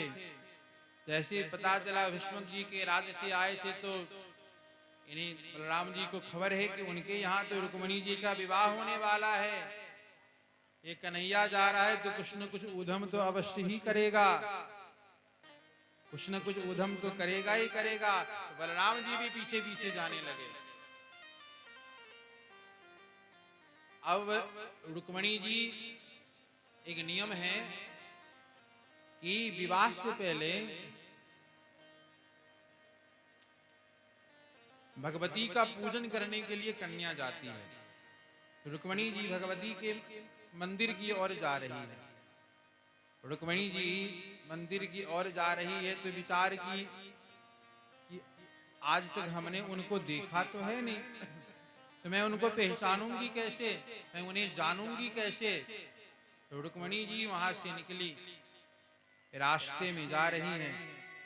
भगवान भी पहुंच गए हैं रथ के पास। रुक्मणी जी मंदिर पर पहुंच गई हैं। मंदिर में पूजन अर्चना करके दर्शन करके जैसे मंदिर से वापस लौटी तो सामने देखती कि भगवान हाथ उठाकर इशारा करते हैं, देवी घबराना मत, मैं आ गया हूं। जैसे रुक्मणी जी मंदिर की सीढ़ियों से नीचे उतर रही है, वैसे भगवान रथ से नीचे उतर रहे हैं। दोनों को उतरते हुए उधर शिशुपाल का बारात भी आ गया है। शिशुपाल का बारात द्वारकाधीश रुक्मणी जी का दर्शन कर रहा है। रुक्मणी जी सीढ़ी से नीचे उतर रही है, द्वारकाधीश रथ से नीचे उतर रहे हैं। बाराती लोग क्या कहते हैं, देखो देखो कितना सुंदर जोड़ा लग रहा है। अरे एक ने कहा कि देखो दुल्हन जो है रुक्मणी जी कैसे किस चाल से चल रही है। एक ने कहा देखो देखो दूल्हा कितने चाल से चल रहा है। सबके देखते देखते ही द्वारकाधीश ने रुक्मणी जी का हाथ पकड़ा और रथ में बिठाया और लेकर भाग गए रुक्मणी जी को। बोलो रुक्मणी मंगल भगवान की। भगवान का प्रथम विवाह रुक्मणी जी के साथ हुआ। आए हम लोग भी सुंदर झांकियों के साथ भगवान के विवाह का दर्शन करेंगे। बोले कृष्ण कन्हैया लाल की। भगवान रुक्मणी जी को लेकर द्वारका पहुंचे। भगवान का सुंदर श्रृंगार हो रहा है। भगवान का सुंदर श्रृंगार हो रहा है। जैसे दूल्हे को सजाया जाता है वैसे भगवान को सजाया जा रहा है, श्रृंगार किया जा रहा है। वो कोई प्यार से मेरे शाम को सजा दो, गजब हो जाएगा, गजब हो जाएगा। कोई प्यार से मेरी शाम को सजा दो, गजब हो जाएगा, गजब हो जाएगा। कोई प्यार से मेरे शाम को सजा दो, गजब हो जाएगा, गजब हो जाएगा। बोले दूल्हे सरकार की।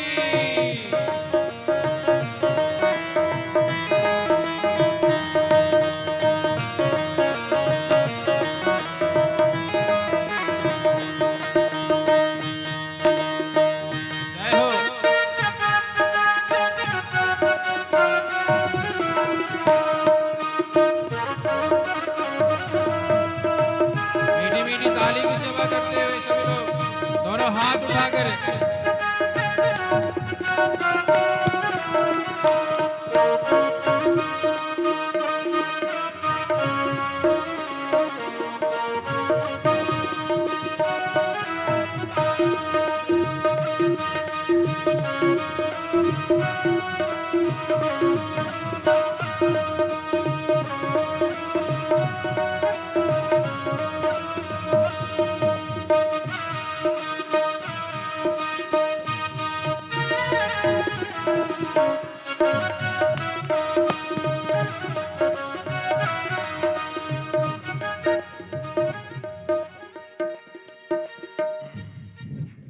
गंगा जल से इन्हें नहलाओ, गंगा जल से इन्हें नहलाओ, गंगा जल से इन्हें नहलाओ, गंगा जल से इन्हें नहलाओ। माथे पे चंदन लगाओ। माथे पे रोरी का चंदन लगाओ। गंगा जल से भाव से दोनों हाथ उठाकर गंगा जल से इन्हें नहलाओ। माथे पे रोली का चंदन लगाओ। गंगा जल से इन्हें नहलाओ। माथे पे रोरी का तिलक लगाओ। तिलक लगाओ, तिलक लगाओ। फिर आईना, फिर आईना मेरे श्याम को दिखा दो। दोनों हाथ उठाकर बड़े भाव से गजब हो जाएगा, गजब हो जाएगा। कोई प्यार से मेरे श्याम को सजा दो। गजब हो जाएगा, गजब हो जाएगा। बोले दूल्हे सरकार की।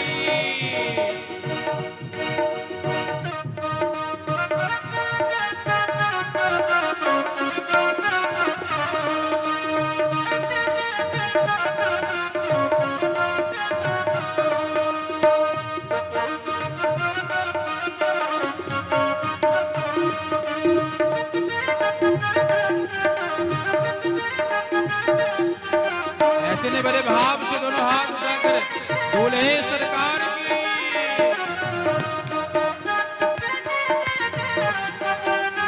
हरि बोल।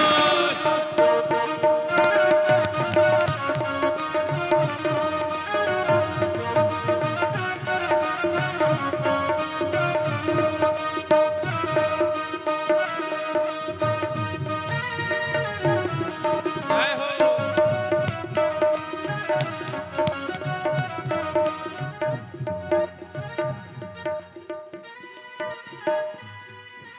सांवले से चेहरे पे चंदन लगा के माथे पे रोली का टीका लगा के। सांवरे से चंदन लगा के माथे पे रोरी का टीका लगा के। सांवले से चेहरे पे चंदन लगा के माथे पे रोली का टीका लगा के। सांवरे के चेहरे पे चंदन लगा के रोरी का टीका लगा के। टीका लगा के हो, टीका लगा के। फिर रंग बसंती, फिर रंग बसंती चोला इन्हें पहना दो। गजब हो जाएगा, गजब हो जाएगा। बोले दूल्हे सरकार की।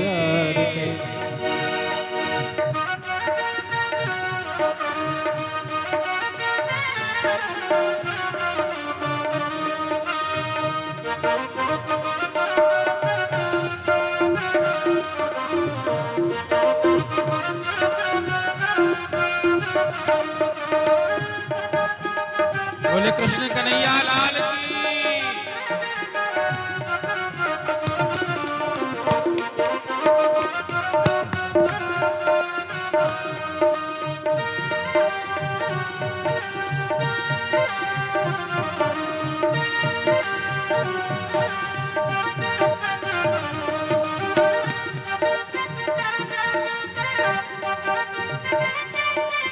हरि बोल।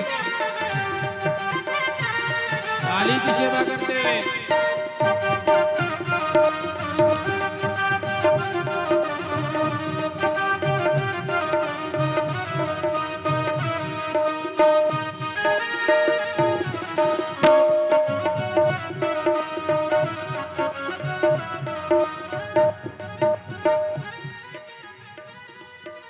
कानों में कुंडल वैजंती माला। कानों में कुंडल वैजंती माला। दूल्हा लगे हैं मेरे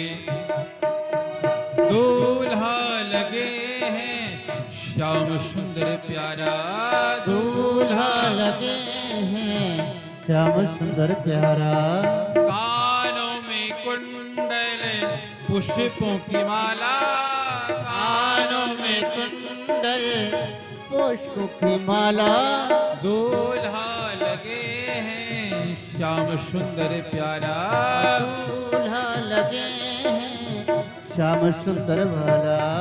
दूल्हा लगे हैं श्याम सुंदर प्यारा श्याम सुंदर प्यारा श्याम सुंदर प्यारा। हमारे बिहारी जी हमारे द्वारकाधीश भगवान के विवाह में बाराती कौन कौन बनना चाहता है? भगवान के विवाह में बाराती किसको किसको बनना है? हाथ उठाओ। कौन कौन भगवान के विवाह में बाराती बनना चाहता है? कोई बाराती नहीं बनेंगे? जो जो बाराती बनेंगे हाथ उठाओ। हम तो भैया बाराती के पक्ष में हैं। आप बताओ आप कौन से पक्ष में हो? बाराती के पक्ष में या शरारती के पक्ष में? ये सामने दो चार बैठे हुए ये सब नहीं, बाराती के पक्ष में नहीं है। प्रधान जी आप कौन से पक्ष में है? बाराती में ना?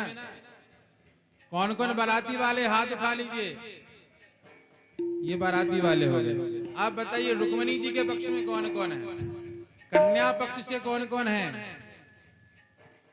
भगवान को बोलिए हम भक्तों को हम भक्तों को हम भक्तों को बाराती बना ले,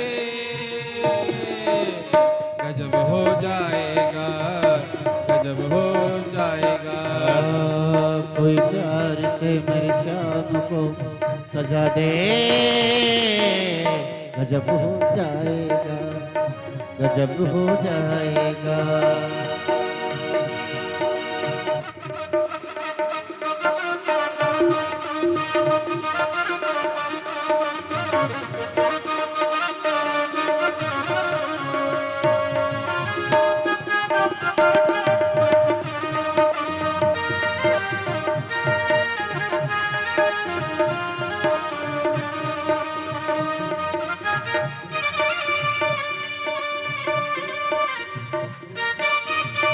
बोलो दूल्हे सरकार की।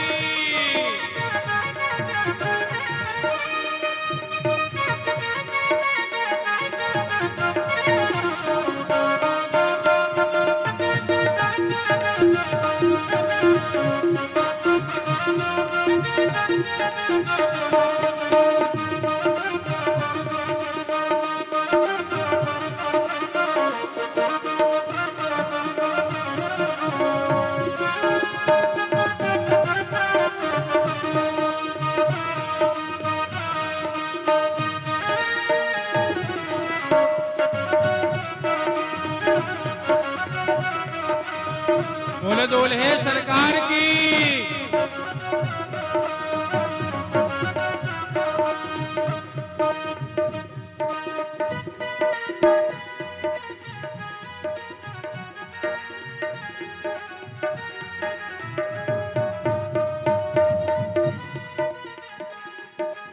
बोले दूल्हे सरकार की।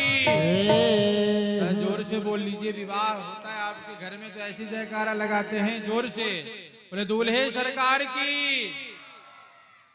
रुक्मणी मैया की। कराइए। ये कुछ दानदाताओं के नाम हैं जिन्होंने दान किया है भागवत जी में। ये 100 रुपए राकेश यादव, 50 रुपए जाना समझ में आएगा वो बता देना मुझे। गुफरान निजामपुर 50 रुपए, राम प्रकाश निजामपुर 50 रुपए, 500 रुपए राम बाबू सैतियापुर, 50 रुपए पल्लू सैतियापुर, ये 101 रुपए संजीव यादव जी निजामपुर, 51 रुपए विपिन निजामपुर, 100 रुपए राम नरेश उधिया, और ये 151 रुपए राम अवतार जी उधिया, 500 रुपए राम सिंह जी खड्डीपुर,